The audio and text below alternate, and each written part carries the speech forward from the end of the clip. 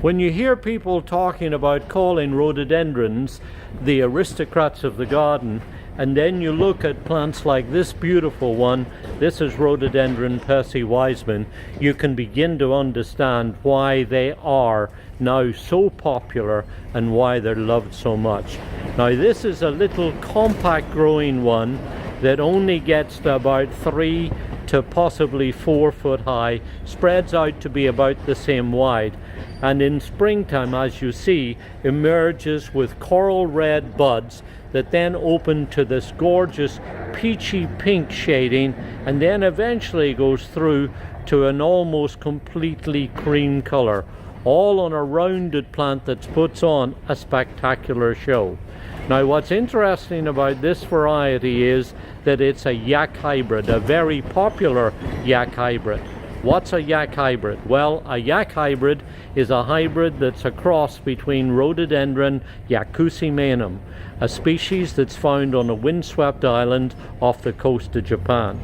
And in the late 1960s and 70s, it became very popular to cross these yakusimanums with other varieties of rhododendrons. And leading the charge at that time in England was a propagator at the famous Waterer's Nursery in Bagshot in Surrey. He was, of course, Percy Wiseman. Now Percy crossed several and developed a very famous line known as the Seven Dwarfs.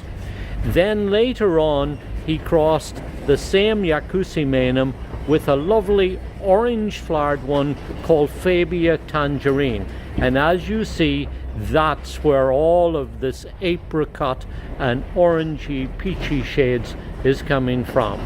So this variety is the epitome really of a yakusimanum cross.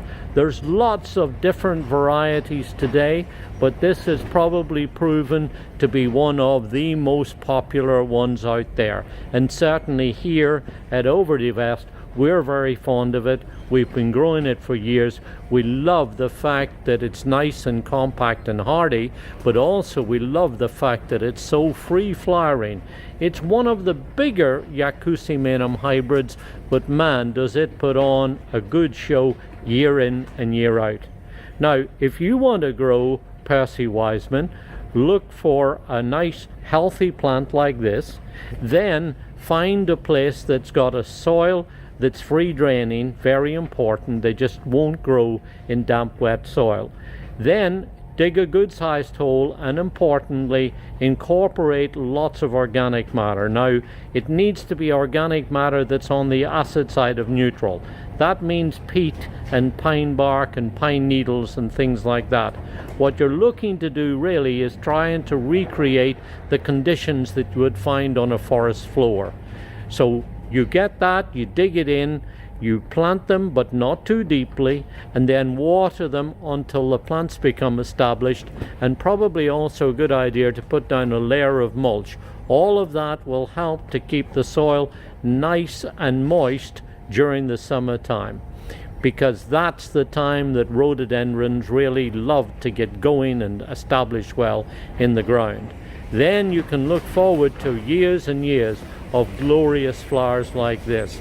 Grows in a sun or a partially shaded situation. This is Rhododendron Percy Wiseman.